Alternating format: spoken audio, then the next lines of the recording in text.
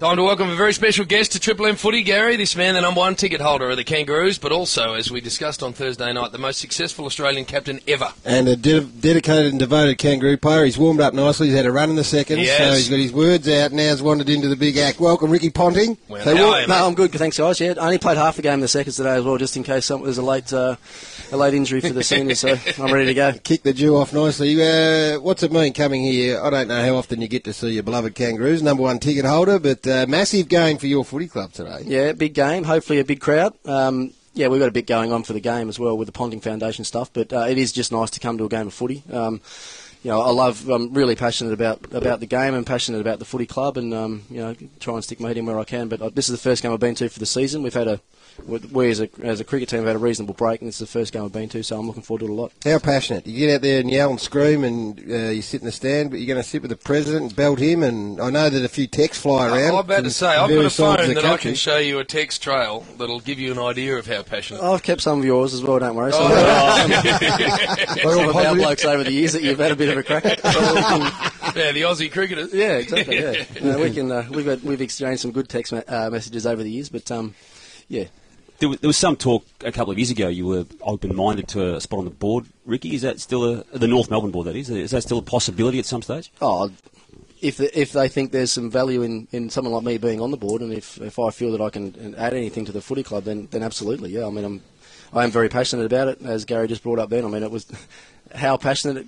A few years ago, I got a chance to sit in the box for the first time ever in a St Kilda game here, actually, and actually got told to quieten down at the half-time break. So that goes to show how passionate I am about it. So, look, if there is some value and the board approached me about that post-cricket, then I'd definitely think about it. Yeah. Did they talk to you about the move to Tassie? Because that's your other great passion. You're a wonderful Tasmanian and proud of the fact the Kangaroos struck a deal only a week ago to play a couple of home games down there for the next 3 years, which is lucrative, and the opportunity to build a big supporter base. Did you have any input into that at all? No, I mean, I knew it was all lots of talking going on, lots of negotiation going on about it all, and I'm really excited the fact that the Kangaroos got the chance to play a couple of games down there. Bellerive Oval was my second home, really. I've played all my a lot of junior cricket there and all my early days of cricket for Tasmania there, and been lucky to play probably half a dozen or 10 games of cricket for Australia down there as well. So I know a lot of people in Hobart, and be similar people that'll be attending the footy down there that have been great supporters of mine in the cricket over the years. And I think a big congratulations has got to go out to TT Line for what they've done as well to get the deal across the line. I think that's fantastic, and it should be great for the state that extra tourism and whatever else will come in as a result of the footy being down there. The Spirit of Tasmania, for the Melbourne listeners don't know what TT Line is. Now, the cricket we need to discuss with you, punter, because Thursday night we asked you about Simon Kadich. You were very forthright, which you've always been, by the way. But, some journalists jumped on the back of it. It was news the next day. Oh, look, whatever I say around that's going to be news. I mean, I didn't say anything controversial in the night, as you know. Although Sam did try and get me to say something controversial towards the end there. But, look, I'll say it again, I was surprised that he was left off, and obviously disappointed for Simon as well, because he has played well for us for the last few years. I mean, I understand where the selectors are coming from and what they're trying to achieve with the next guy getting a good run in the opening partnership for a couple of years leading up the Ashes. Yeah, but you've got to feel for someone like Kadich in that situation. Only one more cricket question, then we're going to get back to footy. I was watching half an hour of Sri Lanka and England. There is some rubbish Test cricket being played at the moment. The West Indies are a rabble. Sri Lanka, they're basically a club side at the minute. Yeah, they've lost a couple of their bigger players, haven't they? I mean, Jayasuriya's been gone for a little while now, but when Murali goes out and Malinga's not around, their stocks are probably not as strong as they once were.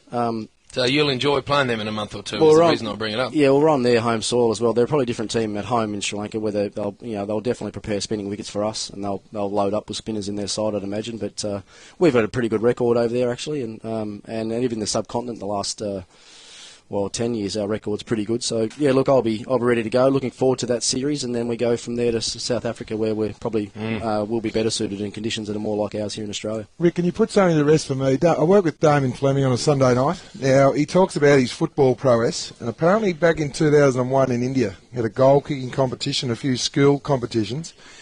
He reckons he wiped the floor with one Ponting in all the skill compartments. Can you put that to bed for me, please? Because he keeps bragging about it.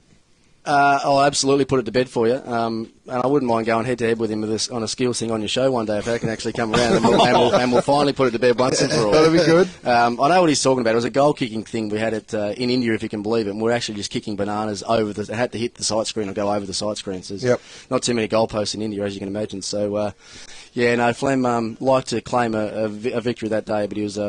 well and truly beaten. We're going to have to let you go shortly, but it's a big day for your Ricky Ponting Foundation with work with the Murdoch Children's Research Institute. You got some young cancer sufferers coming along the game today. There's a dollar coin donation that hopefully everyone jumps in, and a big auction that has been in place on snfc.com.au. Yeah, I mean, I think the important thing with everything that we're doing today here as well is for the people of Victoria that come to the game today especially is to understand that all the money raised today is actually staying in Victoria. So it's all research-based money, as you say, for Murdoch Children's, which is a fantastic initiative that we've got happening there. With the kids coming along today, look, I try and do whatever I can to mix as much as I can with the kids and the families. We're trying to help those kids and those families through the whole journey of childhood cancer.